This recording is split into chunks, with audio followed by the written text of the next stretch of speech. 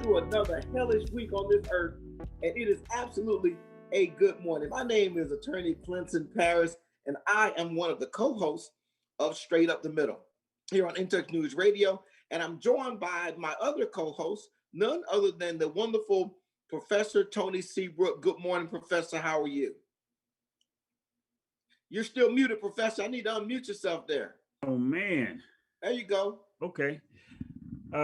I'm doing well. I'm all bucked up and ready to go. All right, now I can't tell. Is that a Doug Williams 12 or Man, never. It's Brady not a 12? Doug Williams jersey. This is all about Tampa Brady. Got plenty of love for Doug Williams, but we're not there now. We're waiting on that Super Bowl ring. We need another one. All right, then. Well, good enough for me. Listen, they didn't retire the number, so who cares? I think of Trent Dilfer wore. I thought Sean King. Well, a bunch of people wore number 12. So as long as you're supporting my Buccaneers, huh? I never thought of that. They didn't retire Doug Williams. Nah, Doug left town mad because they didn't want to pay him. I want to say $800,000 or something. It was minimal, but it wasn't a good leave. So, but we'll leave that where it is. I mean, there's a push to get his accolades given to him, and we can visit that on another day. But we're gonna have a guest call in by the name of George Farrell about 10:15. So if he calls early, just leave him in the waiting room, Professor, and we're going to bring him in about 10:15, and then we're going to talk to him about well, I'm just going to say it like I mean it.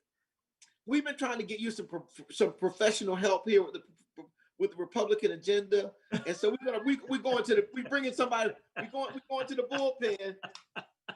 We're going to bring in somebody out there. We're going to bring in some Republican help to kind of see if we can solidify this thing. I mean, it's been a rough time for the Republicans since Trump left office. And I'm trying to figure out in my head, really, is that really because of Trump leaving, or is it just a reflection of just overall disarray and lack of leadership in the Republican Party right now? What are your thoughts on that?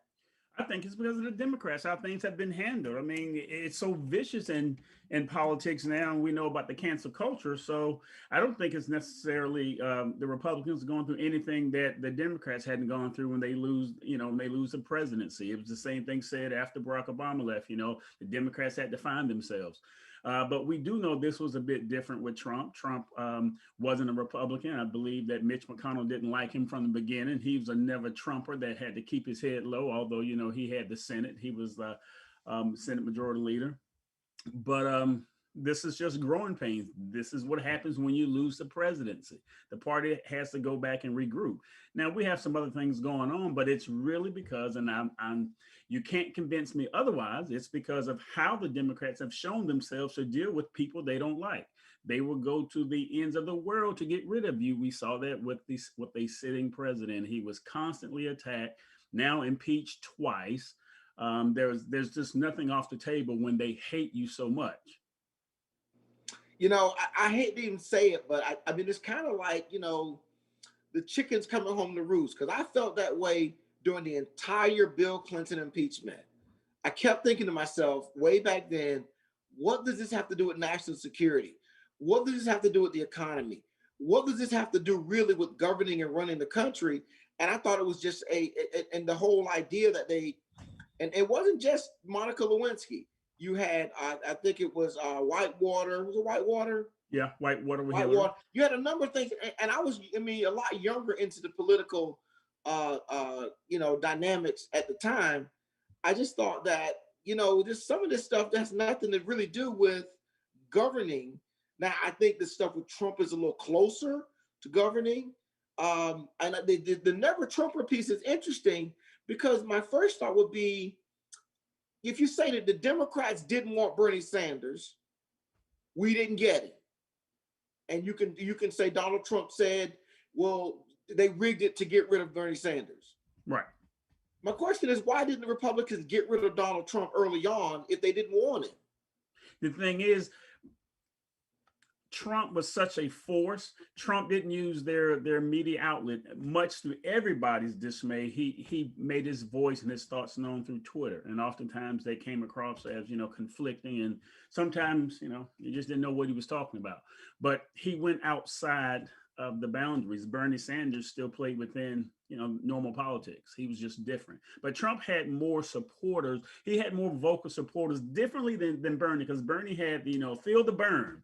That's where that came from. He had a bunch of young people who liked the idea of free this, free that. We got this old guy that's going to give us everything. Trump didn't come across as the old guy that's going to give you everything, but he came across the guy that, okay, this can be different for, now you may qualify it as for a certain 1%, whoever it is, but there was a difference in what Trump was offering. But Trump had a legitimate following, a more patriotic following. Bernie Sanders had dissenters, so they're willing to tear up stuff. Now, we saw this culminate with Trump, with what happened at the Capitol on January 6th. But other than that, he had more of a patriotic following, people who were willing to, give it all. And just before I turn it back over to you, I always forget to qualify what happened on January 6th. In my circles, barbershop circles, when people talk about what happened, and it's always, man, those crazy white folk did this and that. But when you look at it differently than the summer of when BLM and Antifa was tearing up stuff, and the Democrats were like, oh, this is peaceful protest. Let them express themselves. It come across sometimes, blah, blah, blah. Differently than tearing up someone's business and busting windshields out of parked cars and burning up police cars and attacking police stations. Differently than that. See, these crazy white folk on Trump's side, they took it right to the problem, right to the people's house. And if you stand back, if you subtract the deaths out of this whole equation, that's where it should have gone. Their issue was with Congress, their issue was with the government, and that's where they took the fight. So if you look at it like that, that's how it should have gone. If Antifa and BLM had such a problem, keep attacking those police stations. See where that gets you, but keep attacking those police stations when they shoot an unarmed black man. Keep attacking them if you wanted us to believe that it was all about, your cause. So I'm going to leave it there and talk about these points that we have. All right. Well, I'm trying to make sure our guest has the information that we want. I just resent them out how to get on the show. And for everybody listening, I want to explain, we're at straight up the middle. We're on the cutting edge. Your audio. If you want to know what's the latest and the greatest, my audio went out. Well, it's kind of muffled, but you're good now. I sound muffled. How about now? Am I better? You're good now. Yeah. Okay. So here. So if you're listening and want to get involved with the show, get a pen out. Let me give you the instructions. All right. You're going to text and the number. Type in 25324. That's the phone number. And then in the subject, what you're going to write, SUTM, straight up the middle, the acronym SUTM. And if you send that text message, you'll get a link for Zoom to log into the show. Okay, got that? Text that number, boom, and you're right into the show. Okay, so and then we'll put you in the waiting room, and then you can come on and we give us your 2 cents about what you think about what is happening. All right, so let me get the first thing off my chest, and we kind of talked about it already. What is your chance, do you think, of the Buccaneers winning the Super Bowl? I think we are, I don't know, percentage-wise, we have just as good of a chance as the Chiefs. And the reason why I said we have a very experienced quarterback. We have a formidable defense. We have at least 2 dynamic wide receivers, Godwin and Mike Evans. But, we feel we have Gronk. If we can get Antonio Brown going, we have him as a surprise. We also have Miller. So, we have a lot of surprise weapons. We only need to contain Kelsey and Tyreek Hill, which, is a mouthful all in itself. But, I think our defense, I think Shaq Barrett would get after or keep, what's their quarterback name? Can't even remember the guy's name. We'll keep him in check. Mahomes. As Shannon Sharp got my homeboy. We'll keep him in check as long as we can keep him from running and try to contain Tyreek Hill. I don't know who can run with that guy. So we have to play really deep stay on top of him. Yeah, I think he's got to be rerouted off the line, and you got to have help over the top in case they try to throw deep. I mean, that's a really thing. But I think if you clog him up on the line, and we get pressure on Mahomes, I think we got a good chance of winning. But that Sure. really is, I think, going to be key is right off the bat making sure that we put pressure on Mahomes, make him run around, make him scramble. We got to get some hits on him, and I'm counting on JPP to get in the backfield and put some hits on him and make sure that he knows that you came and played the Buccaneers. And I know we're a national show, so I apologize to everybody that we're being homers this morning, but pretty much it's go Bucks or go home. That's pretty much it, really. We want the Bucks to really win this. So, but and I'm happy to see that politics have stayed out of the game so far. Nobody's made it overly political, from Yeah, at least right. from my vantage point. Yeah. Well, if they can stop trying to pull Tom in with this MAGA hat, they're going to politicize everything. You guys on the left just take every shot, every advantage to politicize it. But luckily, we're here in Tampa, and most Buck fans are like, man, let's just get over it. And I think once that sentiment sits in that we're tired of politics, just invading all of our pastime and leisure, we're already locked up in the house. You guys are already trying to get us to double mask, now triple mask. At least leave sports alone and let us play sports. But yeah, I've One seen it. thing I'll say about the double and triple masking, the infection rates dropping. I mean, can you believe it? Joe Biden hits the Oval Office, and immediately the coronavirus decides it's time to take a break, and boom, the number. But we'll leave that alone. No, we're not leaving that alone. No, you're not getting out of here throwing that bomb and making people think that's true. Because I have a stat here that says, man, 27,000 dead on Joe Biden's watch. He sets the presidential record. I don't know, but you know why I don't know if that's true? Because CNN is taking down their little COVID ticker. They just had that thing all over. Is back up? Yeah. Okay, it was down for a while. Last time I looked at it anyway. I'm first happy to know that you're getting some good, solid information by watching CNN. That's all right. So we had a crazy week, Professor, up in Washington. A really, really crazy week. Some stuff that just kind of and about this whole, is it Marjorie Taylor Greene? Is her name? We just call it Congressman Green. Congresswoman Green. So couple things about that. I got double feelings about some of this. The first thing is, I don't like people doing something on purpose, yelling and screaming, I did it on purpose. It's who I am and what I believe. And then when you have to bear the consequences of it, saying, I'm sorry. I'm not a person that asks people to apologize to me for things you do. That's between you to figure out and you to do it. And I was a little bothered. First of all, people are running in circles saying she needs to apologize. I don't know if somebody's crazy and loony that you need to make them apologize for being crazy and loony.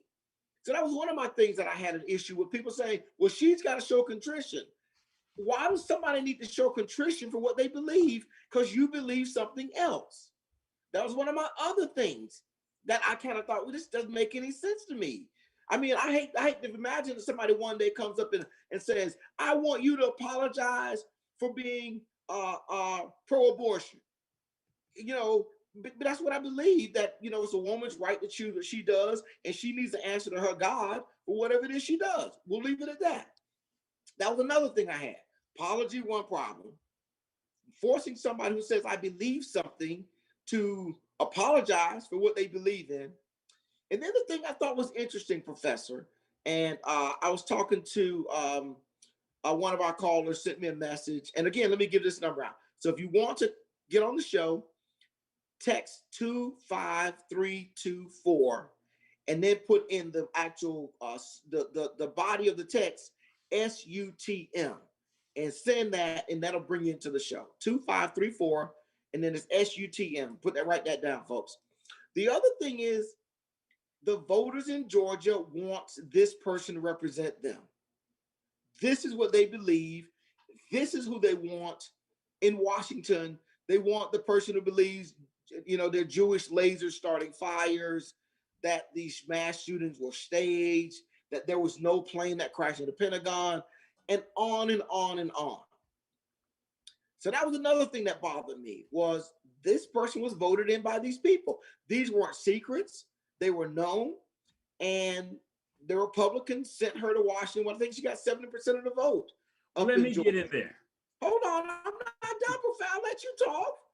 I hope you're making notes. I see you looking down. I am. So that was the other thing. She was voted in.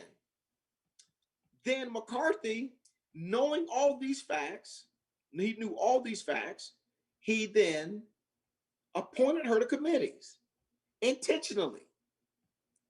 So I was kind of bothered then that the Democrats came in and removed her, because everybody along the way was saying, we support this kind of thinking and we want her mind trying to help us legislate and solve the problem. Okay, now Professor, your thoughts about it.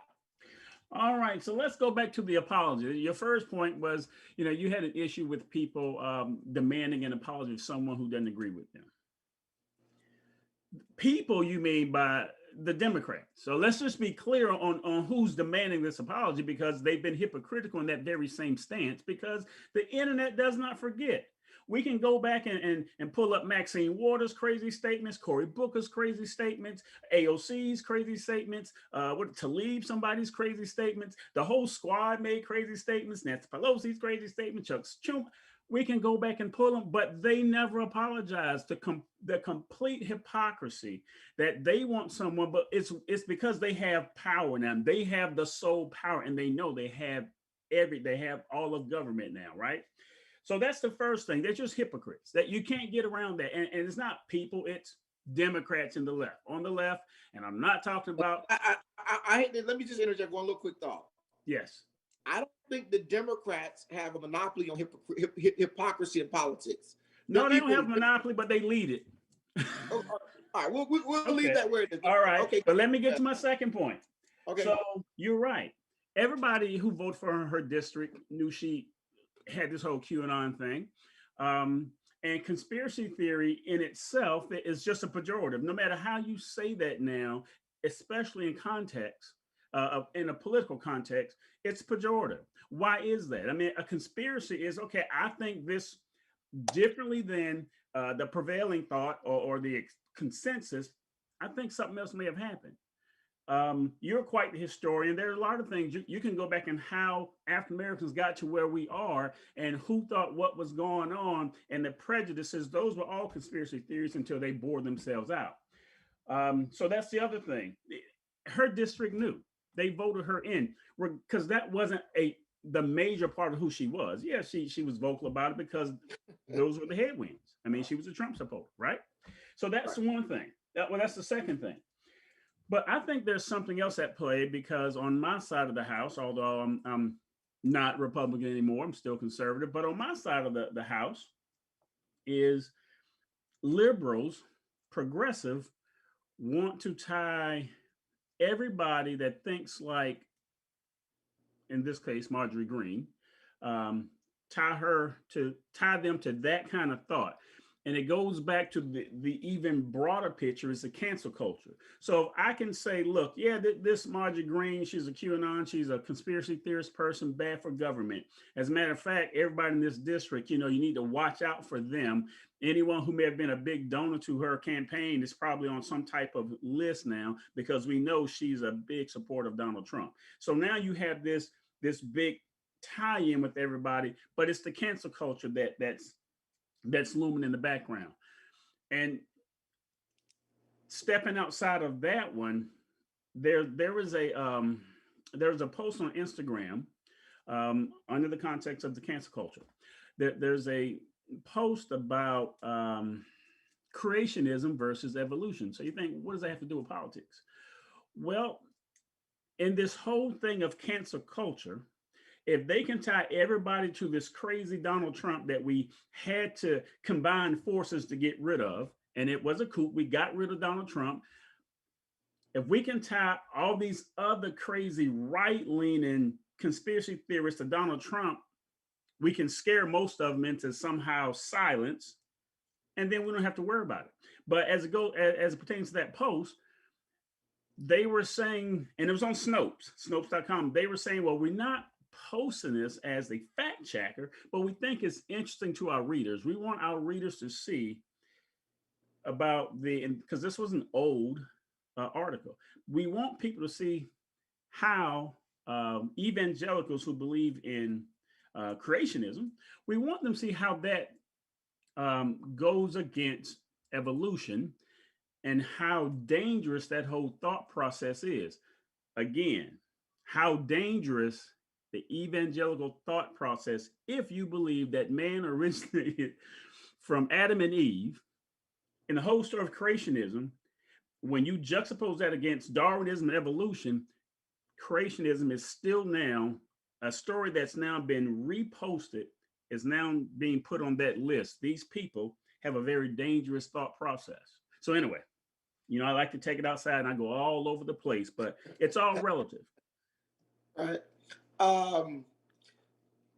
Yeah, you did take it all over, and I'm scared to go out there with you. I'm trying to.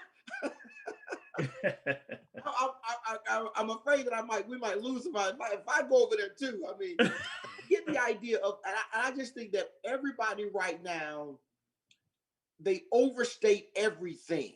They overstate it. And they go too far. Now, I know that if and I agree with you, it's kind of like what the Democrats are trying to do. They're trying to hang Marjorie Taylor Greene around the Republicans' neck and say she's representative of what the Republican Party is now. And she, for this reason, has to be unacceptable. But they're trying to make that the case. And then she gave him a lot of good information. She gave him a lot of good information to work on.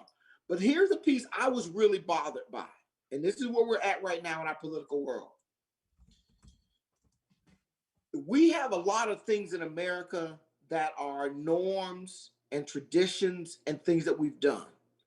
A lot of things that were handshakes and gentlemen agreements and a lot of that stuff. And I thought it started to really, in my mind, fall apart when the Republicans would not approve Merrick Garland. And I thought the stakes got raised then about what tradition and norms do we follow? Meaning, if it's not a law, then it's just a tradition and something we've done. That was the first, chink in the armor, And then in comes Donald Trump.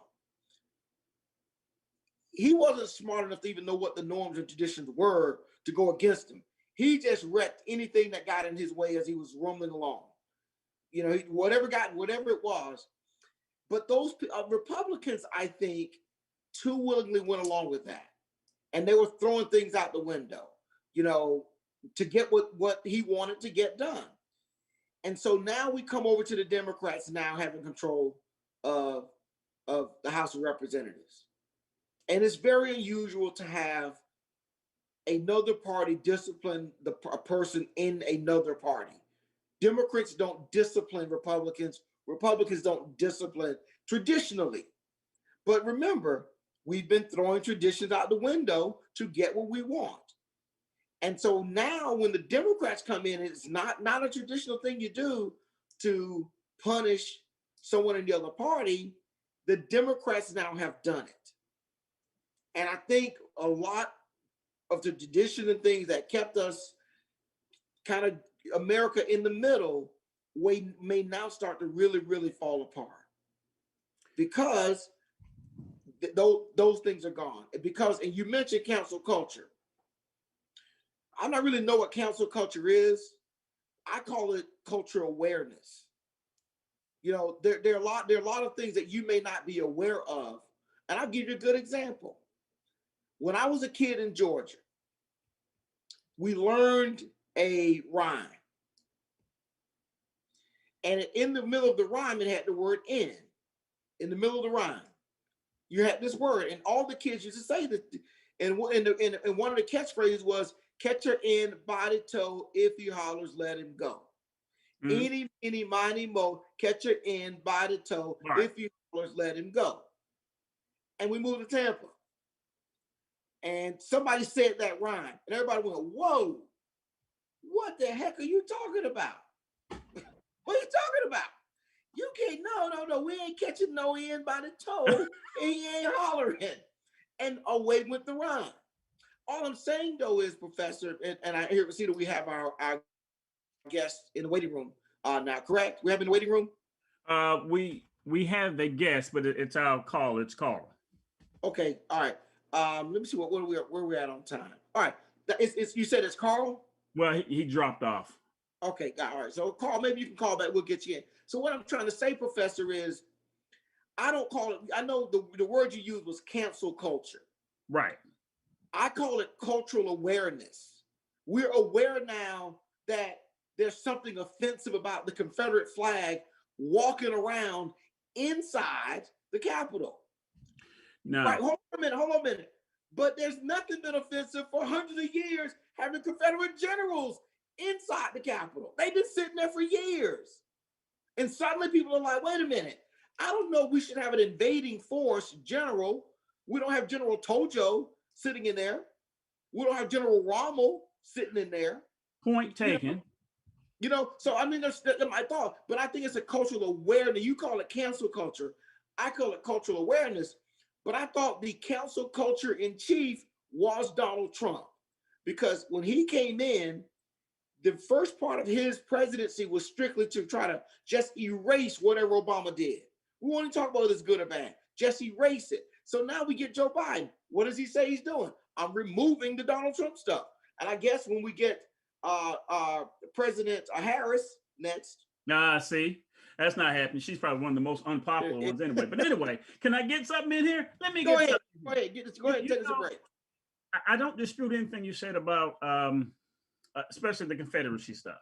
I'm from South Carolina, Columbia, South Carolina. My mom worked at the Capitol building for years. And all of my childhood, when we went to see her, whatever it is, and had to run across up the building, that Confederate flag was in the courtyard. So when that whole thing came out, removing it, that was one of the big things in South Carolina because it's set right there at the Capitol building. And I was like, what flag are they? I had to call my mom. What are they talking about? And she was like, wait, you've never seen that flag? It's been right there all this time. It's like furniture. But there's a difference in cancel culture and getting someone out because they disagree with you. See, that's what the Democrats are doing with Marjorie Greene. I'm not talking about some things that needed to happen, but when you want to get rid of somebody and you want to ruin them because they don't agree with you politically, they said something that you don't like, that's a cancel culture. How is that different? Hold on. How is that different than the impeachment of Bill Clinton? Because they were impeaching him supposedly because of the whole thing. That has nothing to do with cancel culture. That might have been a bogus impeachment, but that's not cancel culture. I think what we're doing now is doing the same thing with playing the race card. So because I say it's cancel culture, and this is how I define it. Now the Democrats, no. See, cancel culture is when you do this. No, cancel culture. We're not talking about an impeachment. That's not cancel culture. They impeach him for lying about this whole thing with Monica Lewinsky. Well, that's what they said. The impeachment of Donald Trump, I didn't consider that cancel culture. No, it's bogus and hypocritical and just crazy. Now in the second impeachment, cancel culture that we're talking about, because liberals and progressives don't face it.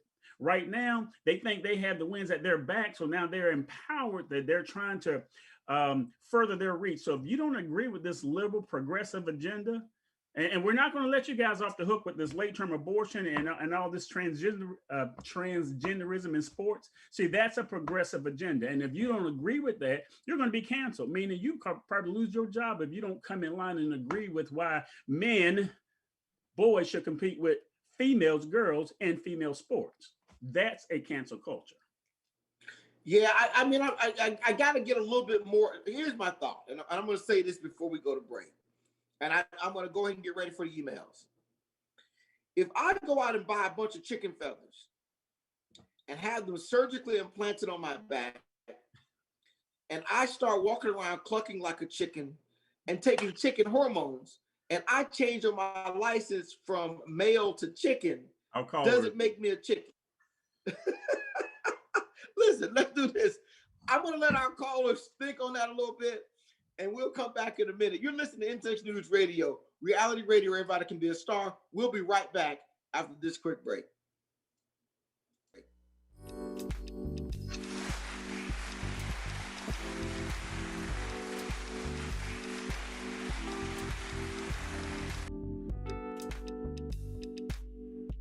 In Touch Radio, the most loved station across the nation. In Touch Radio. Tell a friend. In Touch Radio. Hey, this is Agent Wright, better known as Mr. Clean. You looking for some great barbecue? Come see them two brothers in the grill, located at 423 Virginia Street, Charleston, West Virginia. We got ribs, chicken, pulled pork, brisket, collard greens, mac and cheese, baby. Come get some and get you a nice, smooth cigar. 304-550-4431. That is 304-550-4431. Come get some, baby. The Rib Man, mama, the Rib Man. In Touch Radio, where you can listen to a cruising flow of smooth soul and jazz, today's R&B, a fun touch of hip-hop and gospel. All my music on one station. Giving you a buffet of music, news, and entertainment. We're In Touch Radio. All right, we're back live on In Touch News Radio, reality radio. Everybody can be a star. My name is Attorney Clint in Paris. I'm here with Professor Tony Seabrook. And we are decked out in our Buccaneers gear, ready to bring home another Super Bowl trophy. And last night, Professor, I was watching Toronto beat up on the Nets. And, you know, you poor Kevin Durant, he was crying because he got exposed to COVID, and they put him in the game, and they took him out the game, and he's on the sideline whining. And, you know, Kyrie Irving is threatening to take another sabbatical in the middle of the season. And Toronto, because they are playing out of Tampa, is kicking some butt. So wouldn't that be just great?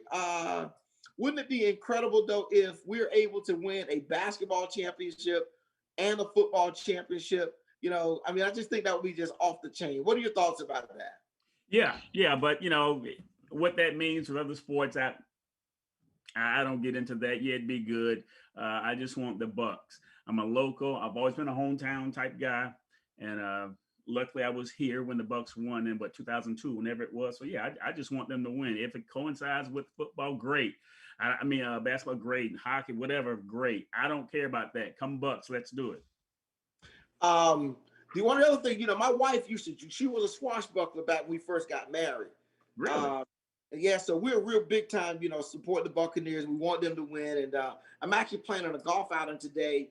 And everybody's going to be decked out in their Buccaneers gear. It's going to be a good time. But I think, like I said, you know, we talked about the Marjorie Green situation, and it is what it is. I mean, I just want to remind you. We got a caller in the queue? We got both of them. We have our guest and we have Carl back. All right, let's do this. Let's take. We'll bring the guest. Let's talk to Carl real quick, and then we'll bring the guest in. Hold on, guest. But let's talk to Carl real quick. All right. Here's Carl coming in. All right, he's connecting to audio.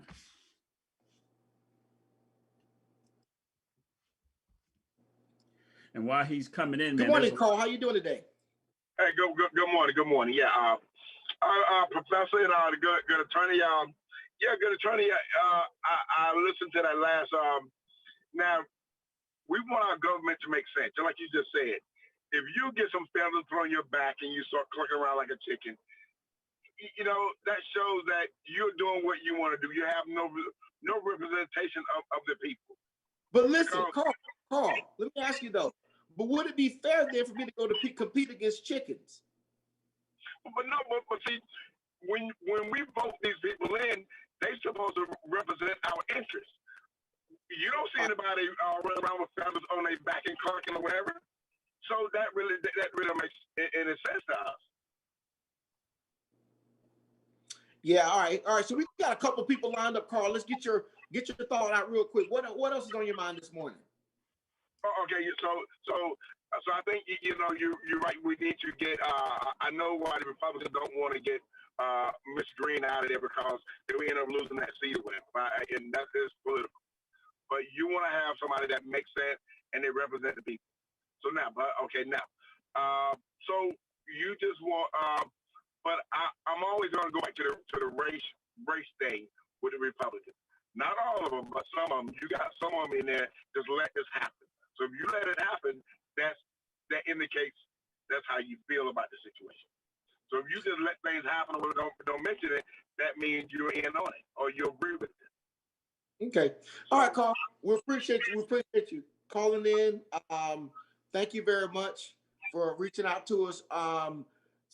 Professor, you heard what Carl had to say. He said that the thing about race, I think if I remember, Carl's out of Georgia. These are Georgia folks. Let me say this: democracy is not something. It's not really agreeable all the time, and you're going to get people that people elect to represent them that other people who would not have elected those people. That doesn't mean you get rid of them. The people in Georgia elected this lady, knowing who and what she was, and we'll leave that at that where it is. We still have the guests in the waiting room, Professor. Yeah, we do. All right, let's go ahead and bring our guests in real quick. All right. As Professor is bringing our guests in, everybody, we're happy this morning to have joining us George Farrell. He is the chairman of Black Pac. Good morning, Mr. I'll call you Mr. Chairman. Good morning, Mr. Chairman. Glad you could be here with us. You're muted. You're muted. There we go. Thank you for having me. I'm so happy to be here. Now you're upside down on my screen. I don't know if that's because you're orientation. Yeah. Hold on. Is that better? There it is. There we go. There we go. Good morning, George, and we appreciate you. I see some Buck shirts. Yeah, man. I see some Buck shirts and Buck hats. So we're housed out of Tampa, and so we want to support our local team. But now listen, the Republicans have been taking a lot of heat lately. Can you share with the people something that will make them feel good, make them feel good about themselves, if you could, for us this morning? And then I want to talk about an event that you have coming up. What can Republicans look forward to right now? Well, let me tell you what the country's looking forward to. People are telling me that gas has gone up 25 cents since Biden's been president. Are you looking forward to more gas prices, gas hikes? Because you're going to get them because there's no oil drilling in Texas or Louisiana. We've shut off. Don't tell people that. No, that's not true. You asked me to tell them something. I'm telling them the truth. I know, but you get ready for $5 a gallon of gas. The next thing you're gonna tell them is, and then there's no gas, there's no oil going through that pipeline right now. There's no. I lived through the 1974 gas crisis. I'm that old. Listen, gas is like whale oil. The world is moving on. So all right, I'm hesitant to invest in oil because the world is moving on. But listen, you have a big event coming up here in Tampa. And it's something that I think that, I'm a firm believer on this show. And I don't know how much you know about our show, but real quickly, straight up the middle is because Professor Tony Seabrook is really conservative. I'm a lot more liberal. I'm so liberal, I might be on your right. But we try to have both discussions put forward. And I want you to talk a little bit about not the Trump 2020 in the past, but what's the future coming in the Republican Party, and tell us about your event real quick, if you could. All right, let me tell you about the event. We're having a Frederick Douglass weekend. We're doing two events. One is Friday, the 19th, where we're doing it at Daddy O's Patio, which is a friend of mine, Black-owned business in Ybor City, brand new, opening up Super Bowl weekend. Go to Daddy O's Patio if you want some good food and good times. We're having it there, and there we're going to have Atty Pruitt is our guest speaker. Atty Pruitt is the chair of New Journey PAC, which is also Bo Snerdley, which is Rush Limbaugh. So you get to hobnob with some stars. We'll have Hector Camacho, the boxer.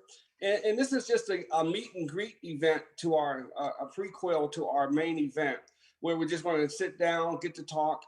Congressman Gus Bilirakis has agreed to come, so he's going to be at Daddy O's Patio. So we're going to have a lot of good people there. We're going to talk a little bit of politics. We're going to talk about it in a relaxed manner, have a good time. We're going to have Juanita May, who is the mayor. She's not the mayor, I'm sorry. Juanita May is on the city council of Daytona Beach. She's coming all the way from Daytona Beach to attend this Frederick Douglass weekend. She's a Black female on Daytona Beach City Council. So we've got a lot of people that are coming. We've got Webster Barnaby. Webster Barnaby is on the Florida, he's in the Florida legislature. Very important young man. They're all coming Friday. And then on Saturday, we're going to have a luncheon. The Frederick Douglass luncheon is in St. Petersburg.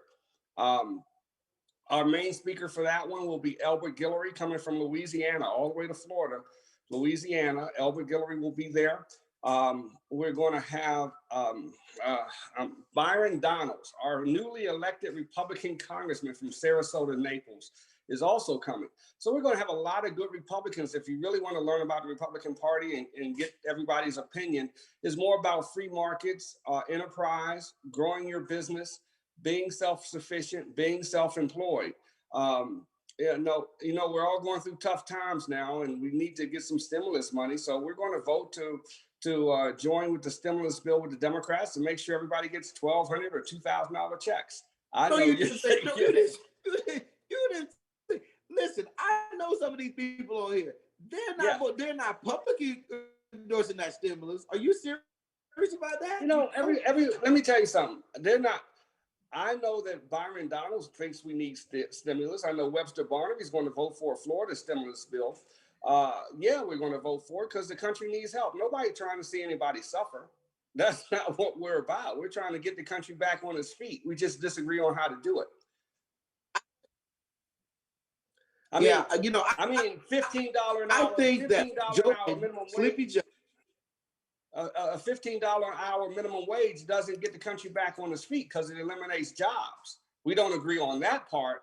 I would like to make sure everybody gets $15 an hour, but we don't even have the restaurants at full capacity. You can't pay $15 an hour and keep your restaurant open or your business open or your gas station or whatever it is. Yeah, and those things we don't agree with. I think that I think Joe Biden last night indicated that that's being dropped out of this plan because he can't really get it through. But I want to go back to something that you that concerns me. I am not a Democrat or a liberal who thinks I have all the answers or I'm always right. Right. Nor do I like what I hear from the Democrats in how they paint the picture of the Republicans being all evil and all wrong. Tell me some of the things. What would you say to a Democrat wanting to learn more about the Republican Party? Here's why you might want to hear what we have to say at this event that you have coming up for the Frederick Douglass weekend. Here's the thing. Here's the three main things that make most Republicans, hardcore Republicans. One is pro-life. One is, we know people get in tough situations and things happen. But we're pro-life. We think every life is precious, not just when you're born, but before you're born. All those lives are precious. That's the one thing that most hardcore Republicans believe in. Thank you for that. Yeah, go ahead. It's pro-life. The second thing is school choice. School choice, you believe your child should be educated where and when you want your child to be educated, whether it's a charter school, whether it's a Jewish day school, whether it's a special needs parents, all that money, all that charter school money, parents believe if the public school doesn't work for them, they should have a choice. That's the second hardcore thing that Republicans stand by. The third thing is gun rights. We believe that you should have the right to protect yourself. If you're in trouble or if you're facing some uncertain situation, you have the right to defend yourself. And whether that's concealed carry or open carry, Texas has open carry. Other states have concealed carry. So those are the three main things that Republicans believe that Democrats don't believe. Democrats think you should wait on. All right, listen. So on this show, the three main things. Clearly, George, you have not been a fan of this show because the professor was trying to warn you that I was setting up a trap. I saw him giving Republican secret signals to say trap. I want to say my couple of comments, and I'm going to turn this over to the professor. Thank you. Guys can talk Republican stuff there. The first one is I struggle with pro-life when I see, it seems like to me, there's like this passion for the death penalty in the Republican Party. Put them to death as quick as you can.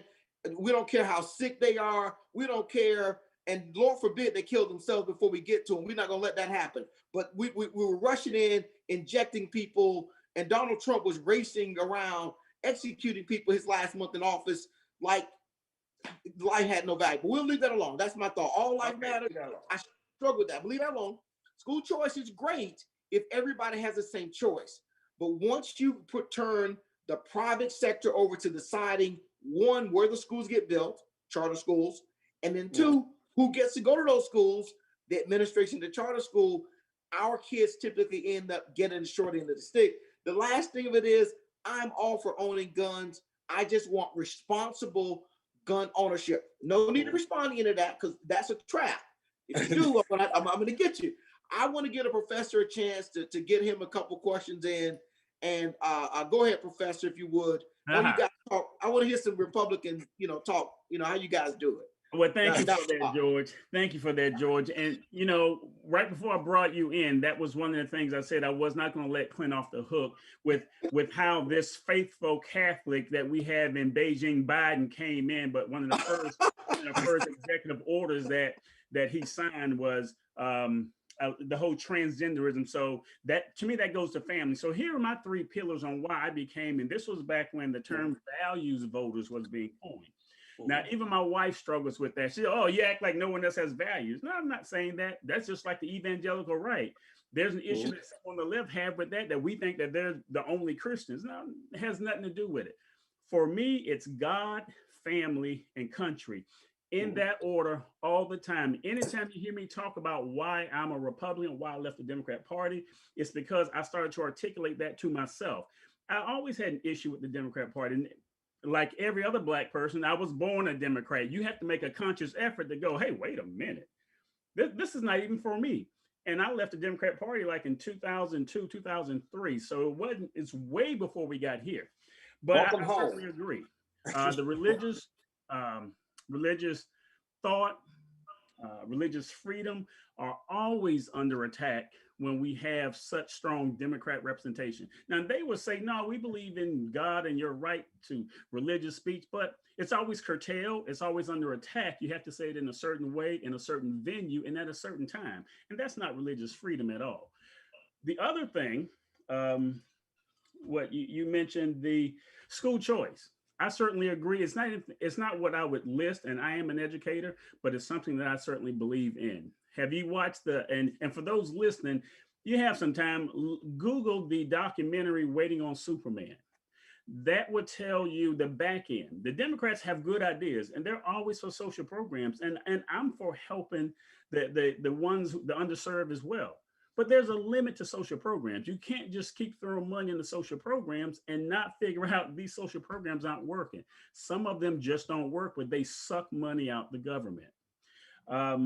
So we're on the same page, and I look forward to working with you on this event, the Frederick Douglass event. I'm supposed to be moderating it, but I just realized that I have a class that day, so I have to work it out because it's going to be on my campus, not my campus. It's going to be at St. Petersburg at Allstate. I used to work there, but as the president's there, she may know I have class that day, so I need to get coverage from my class before I can come. So we're going to work. Bring some students. Professor, so you're going to be involved in moderating one of the events related to the weekend, Professor? Yes. Outstanding. That is really now. I want to go back, George, if I could, and ask you, how did you guys come up with this idea to wrap this around Frederick Douglass? I know he's one of the great Black Republicans of ever. Did they let him vote though? I don't think they let him. Well, actually, this is Sheila Griffin and Joyce Shuby's event. But tell me about how this event came together, and why you're putting it around Frederick Douglass. Well, actually, this is Joyce Shuby and Sheila Griffin's event. They have a local Black Republican club, the Suncoast Black Republican Club, and they were putting the event together. And they called me as one of the speakers, and I said, "Well, let's do it as a weekend." I have a group called Black PAC, which stands for Black Latin Asian Knowledge Political Action Committee. We started in 5 years ago. We started 5 years ago electing Republicans. We started actually way before then. I started being involved in Republican politics. But 5 years ago, we made a conscious effort to elect more Blacks to the Republican Party. So that's what we're working on. So we started with that, and we joined with them to make this event larger and bigger. So right now, I think we have 175 people coming to both events. Last year, we only had about 40 people. So we have 175 people coming from New Orleans, from Georgia, from California, from all over the country. And that's because our group, Black PAC, is a super PAC, which means that we focus on federal races. The local clubs focus on the local races, like your mayor's race. I know there's a very important mayor's race in St. Pete right now. But again, I don't believe St. Pete actually designate Republican or Democrat. It's nonpartisan. So the local Republican club is involved in local races. We're involved in national races. And that's how we came together. So we're actually piggybacking on Sheila Griffin's event to help her become stronger and have enough funds to help put people in office. And that's how we came together. I think, listen, I'm all for public discourse and different ideas. I think anybody that sits in a room and listen to their own echo, you're going to end up in trouble doing that. I love hearing Republican ideas and things of that nature. So I'm happy you're having this event. I think it's good. And I might even come out to some of the stuff. I love coming and listening. You never know what you'll find out. You know, you may be reaffirmed to what you believe. The one last thing, we got to go because we got to get out of here, is I'm going to ask you two questions. One, explain to our folks how they can get more information and how I can help you get rid of your Trump 2020 sign. Those are two questions. Oh, you mean this sign here? Yeah, I'll trade you some stuff, but I got some stuff on my wall. I'll trade you. How can people get more information about this event? Where can they? Oh, I think I sent you the flyers. I don't know the phone number, but you can call the Joyce Shuby at the Pinellas Suncoast Black Republican Club, or you can look up my site, which is blackpac.gop, BLAKPAC.GOP. And I'll be glad to send you the information, get you registered. We're almost sold up, so you got to hurry up and get some tickets. Listen, now, the event Friday is free. Is there a role for a well-intended Democrat in this event? Only you and Robin. Of course. Please, George. come. Please come, because it's going to be, one of the things that we do as Republicans is we share business opportunities. It's going to be great business opportunities. You're going to meet, like Daryl Madison owns Daddy O's Patio. He also does taxes. If you need your taxes done, go see Daryl. So I'm giving him a plug. Well, George, we want to thank you again for jumping in. I know you're down in wonderful Costa Rica using our technology. Like I said, we're on the cutting edge here. Thank you. Oh, I don't know if I'm supposed to put that out in the public. So but anyway, George, we appreciate you calling in. I want to leave the door open.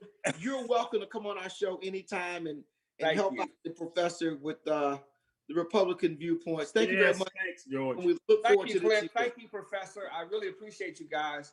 And you're doing a great job informing the community. They need to come out. People, please come out, get involved in your politics, so the politics will run over you. All right. Thank you very much, George. Appreciate it very much. All right, Professor. Look, we're getting the signal from the studio that we're about wrapped up here already. So I've been hogging the mic today. Robin, we have to bring Robin in. Robin, you have just a minute. Okay, bring Robin in. Bring her in. She's connecting the audio. While she's doing that, hey, listen, she's giving she's getting that Gillum with Robin there in her picture. Yeah, she's riding with Gillum no matter where. Look, no matter where this guy ends up, she's riding with him. So, hey, listen, truth be told, I get every time Robin is on the show, I get a lot of messages, boy. People really like Robin out there, our listeners. So, and so as soon as we get her connected, we'll get her in and give her the floor. All right, she's ready. Hey, Robin. Hey. Robin, we got 2 minutes, and they're all yours. Go for it. I enjoyed the segment. Professor, we need to talk. Some of the things you were saying were correct, right? I agree with some things. Can you mention the one that was correct? Because it's probably only one. No, she's got 2 minutes. Go, Robin. Look, no, I enjoy it. There's a common ground to all of this. And Clinton, you were right on point this morning. Even regarding Green, the Congresswoman Green or the Rep Green, I didn't think it was right either, right? But I think the issue was that they were putting her on the education board when she was totally against all the things that dealt with Parkland and all that other stuff. So it was, but I think they were wrong. I say that. We have to be in the same room, have different ideas, and be able to work through those ideas. Absolutely. I appreciate you coming on first, telling the professor that I was right. That's always helpful. And I'd like to get your comments real quick if I could. We only got 1 minute left. Okay. Oh, well, we got about the impeachment next week. Your thoughts on that? to be honest, my Democratic fellow people will not agree with me. I think they need to leave it alone. I don't understand why they're going through it. They're spending taxpayer money. I think that what I would say is I think whatever Trump did right, Biden needs to keep it. Whatever was wrong in regards to bills and in, the executive orders, he needs to get rid of it. But I think it's, I understand they don't want, their goal is they don't want him to run again. Exactly. I think that's what their goal is. So, I think that we need to move forward. But he needs to be, the question needs to be, did he incite the riot? Yeah. All right, Robin, thank you for calling in this morning. We owe you more time next week. If you'll call back next week, we'll give you much more time. Professor, we're getting the hook from the studio to wrap this up. All I can say to everybody out there listening is go Bucks, and we'll be celebrating our Super Bowl back here again next week. Have a great day, everybody.